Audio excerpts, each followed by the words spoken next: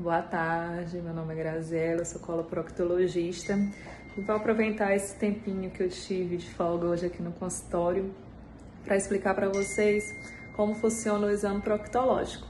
Antes de falar do exame proctológico, acho importante deixar bem claro que o paciente, antes de ser examinado, ele passa pela consulta proctológica, onde a gente pergunta qual o motivo que fez ele procurar um proctologista, por que ele veio, o que ele sente, fala sobre os hábitos alimentares, os hábitos evacuatórios, todo o histórico de doença, de cirurgias, de alergias.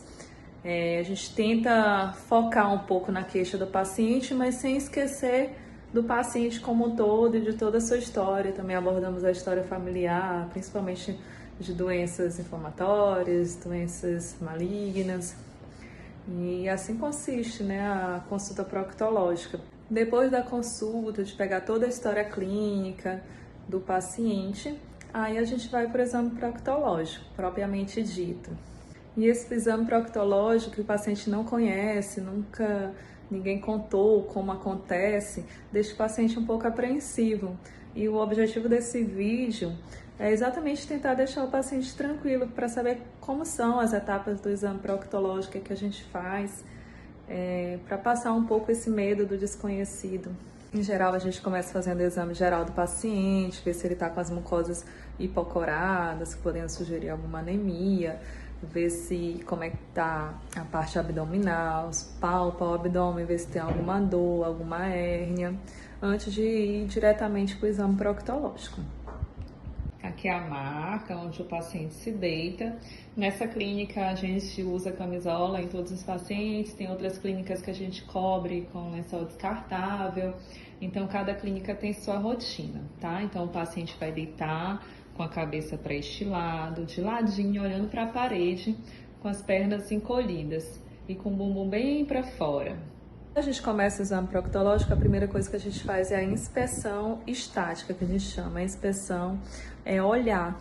A gente olha toda a região glútea, interglútea, perianal e de margem anal. Isso com o paciente em repouso, sem fazer nada.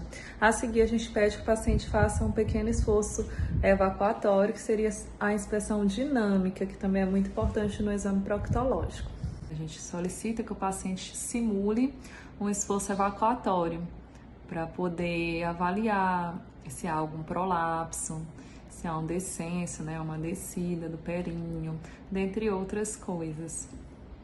Depois da inspeção dinâmica, em geral, a gente faz o toque retal, a gente introduz o dedo com auxílio de um lubrificante. Tem gente que usa vaselina, tem gente que usa lidocaína. O importante é realmente o dedo estar lubrificado para minimizar o desconforto no paciente. Não é um exame doloroso, mas pode gerar algum desconforto, principalmente em pacientes que estejam com doenças anais, Então, nesse toque a gente avalia toda a circunferência retal até onde a gente consegue tocar, que é em média 7, 7,5. Tem gente que consegue tocar até 8 centímetros, dependendo do comprimento do dedo e do relaxamento do paciente também.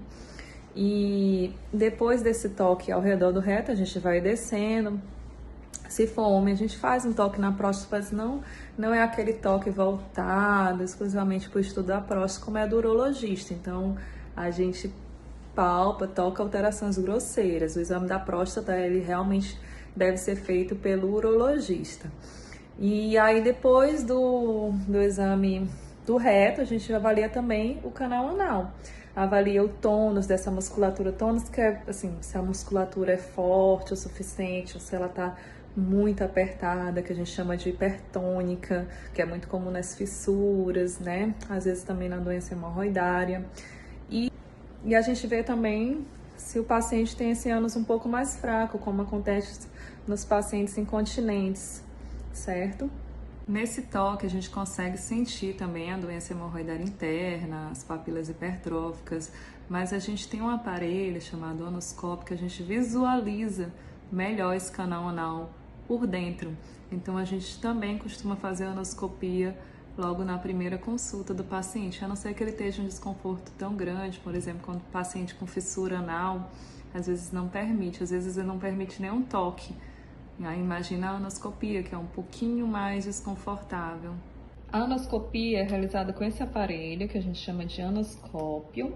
A gente introduz ele também com lubrificante, que pode ser a lidocaína, pode ser a vaselina. E introduz esse aparelho, retira essa parte. Então, a gente consegue olhar o ânus através deste orifício, dessa forma. Então, a gente consegue enxergar bem.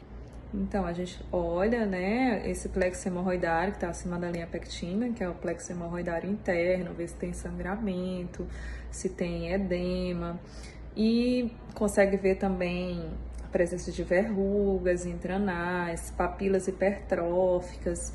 É possível ver bastante alterações intranais com o auxílio do anoscópio. E com a retirada do anoscópio, em geral, a gente finaliza a maioria dos exames proctológicos, certo?